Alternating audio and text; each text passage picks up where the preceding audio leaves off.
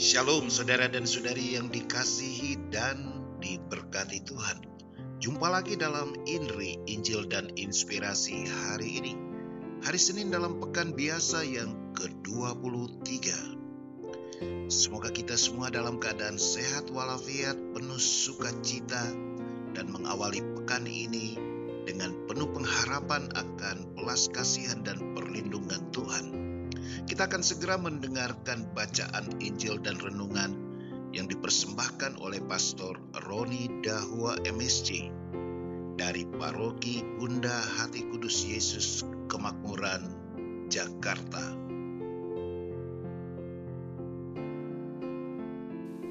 Saudara dan saudari, para sahabat dan pencinta INRI, Injil dan Inspirasi hari ini yang terkasih dalam Tuhan, selamat berjumpa kembali bersama dengan saya, Romo Roni Dahua MSC. Salam September ceria, salam bulan Kitab Suci Nasional.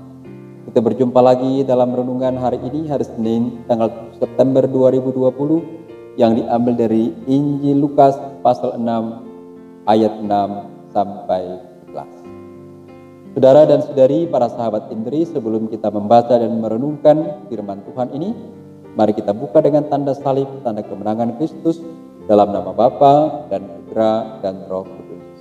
Amin. Mari kita baca bersama-sama Injil Lukas pasal 6, ayat 6 sampai 11. Pada suatu hari Sabat, Yesus masuk ke rumah ibadat lalu mengajar.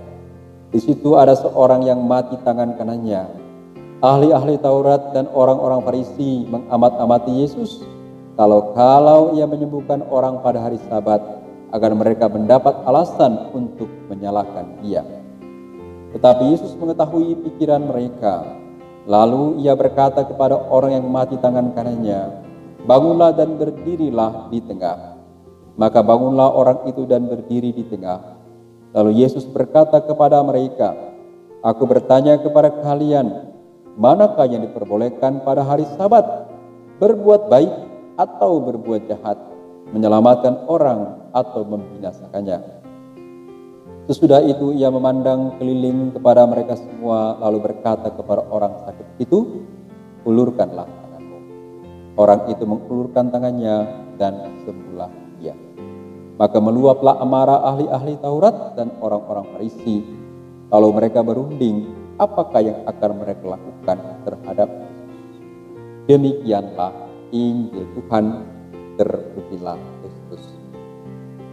Saudara dan saudari, para sahabat dan pencinta INRI yang terkasih dalam Tuhan kita Yesus Kristus, tema renungan saya pada hari ini tidak jauh dari tema bacaan kitab suci yang kita dengarkan pada hari Minggu kemarin, Minggu biasa yang ke-23, yang banyak berbicara tentang hendaklah kamu hidup di dalam kasih, karena kasih adalah kepenuhan hukum Taurat.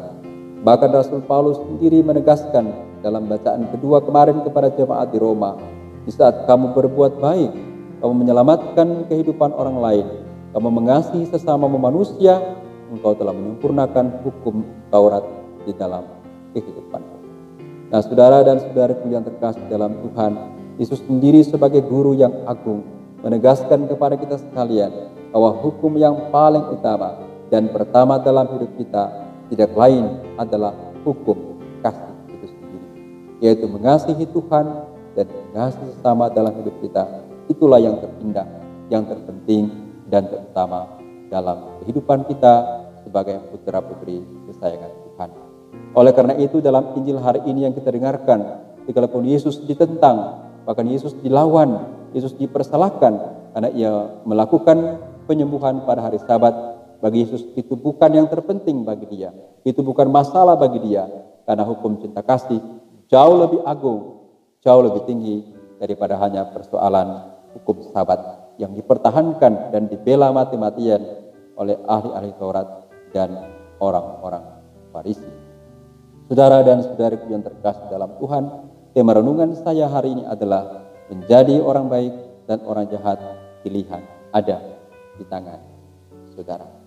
Kalau menjadi orang baik, kita akan belajar menjadi sama seperti Yesus, dan menjadi orang jahat, kita akan belajar menjadi sama seperti ahli-ahli Taurat dan orang-orang Farisi yang sering dikecam oleh Yesus sebagai orang-orang munafik, sebagai orang-orang yang merasa diri hebat, suci dan benar, padahal hidup mereka sesungguhnya jauh dari kehendak Tuhan sendiri. Saudara dan saudariku yang terkasih dalam Tuhan, dengan sangat jelas dalam Injil hari ini kita bisa melihat mana ciri-ciri orang baik dan mana ciri-ciri orang yang jahat. Yesus memberikan dua pilihan kepada mereka pada kesempatan ini, kepada ahli-ahli Taurat dan orang-orang Farisi, mau berbuat jahat atau berbuat baik, mau menjadi orang baik atau menjadi orang jahat, mau menyelamatkan nyawa orang atau membinasakan orang. Dan saudara yang terkasih dalam Tuhan, dengan sangat gampang kita melihat mana ciri-ciri kehidupan Yesus dan mana ciri-ciri ahli-ahli Taurat dan orang-orang Farisi, yaitu ciri-ciri yang berkenan di hati Allah dan tidak berkenan di hati Tuhan, atau ciri-ciri perbuatan yang jahat. Ciri-ciri orang baik sama seperti Yesus dengan sangat jelas kita lihat dalam Injil.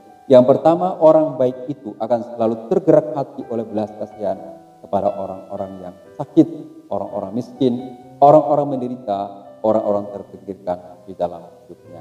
Dan inilah ciri khas Yesus. Yesus itu tidak bisa melihat orang lapar, tidak bisa melihat orang miskin, tidak bisa melihat orang sakit, tidak bisa melihat orang menderita, tidak bisa melihat orang yang dipinggirkan. Dia akan selalu mudah tergerak hati oleh belas kasihan kepada sesamanya. Orang yang baik akan selalu tergerak hati oleh belas kasihan kepada sesamanya, khususnya yang miskin dan menderita. Yang kedua, orang yang baik juga nyata dalam kehidupan Yesus, yaitu seorang yang baik, dia akan selalu siap menerima resiko dari perbuatan baik yang ia lakukan. Dalam Injil hari ini diceritakan, Yesus tahu bahwa dia diamat-amati, Yesus tahu bahwa dia akan dipersalahkan. Tapi bagi Yesus, menyelamatkan kehidupan orang yang sakit jauh lebih penting daripada bertahan, daripada mengalah pada pengamatan, daripada mengalah pada prinsip orang-orang Farisi dan ahli-ahli Taurat. Sekalipun resikonya berat, dia harus wafat di salib. Saudara dan saudariku yang terkasih dalam Tuhan, ini ciri orang baik yang kedua. Dia akan selalu siap menerima resiko dari setiap perbuatan baik yang dia lakukan di hadapan Tuhan, karena dia tahu bahwa sekalipun ada resiko, tapi pasti dia punya kehidupan sangat terjamin dan tanggung di dalam Tuhan.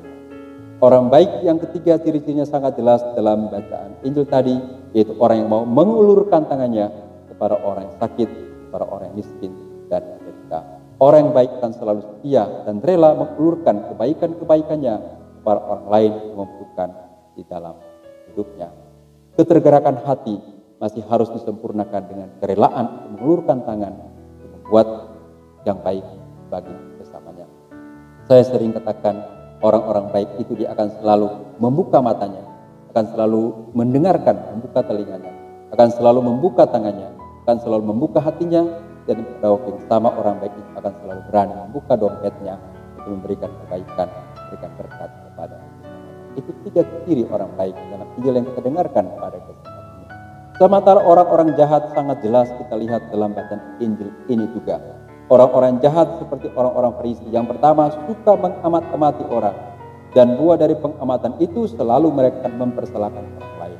Orang jahat itu adalah orang yang suka mengamat-amati orang lain, suka mencari-cari kesalahan orang lain, dan suka menjatuhkan orang lain. Itulah orang-orang jahat, orang-orang tidak berkenan di hati Tuhan. Ciri yang kedua dari orang jahat yaitu tidak segan-segan untuk merancang kejahatan bagi sesamanya, bahkan membunuh orang itu, bahkan membinasakan orang itu. Karena apa? Karena orang jahat melihat sesamanya selalu sebagai saingan, bukan sebagai teman yang hadir untuk saling memberi berkat. Orang jahat selalu menilai dan melihat sesamanya sekalipun baik sekelas Yesus, tapi selalu dipersalahkan, dilihat sebagai ancaman, dilihat sebagai saingan, karena itu harus dibinasakan. Itu ciri orang jahat dalam dunia.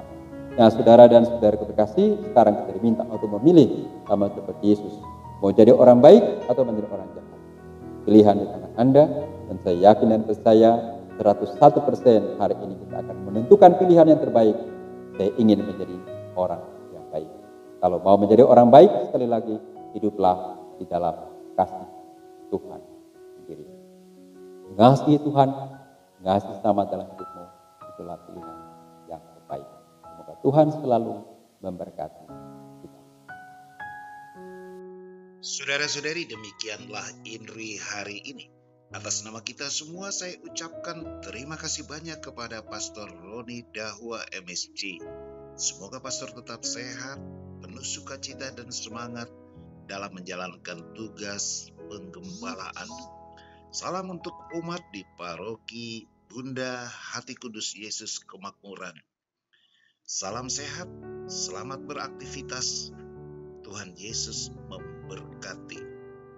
Kepada saudara-saudari, silakan meneruskan renungan ini kepada sesama anggota keluarga, teman, dan sahabat, juga di dalam kerukunan dan komunitas, sehingga semakin banyak orang boleh mendengarkan sabda Tuhan, apalagi di bulan Kitab Suci Nasional ini. Dan dengan demikian juga terinspirasi untuk membangun hidup yang baik, hidup yang berkenan di hadapan Tuhan. Shalom.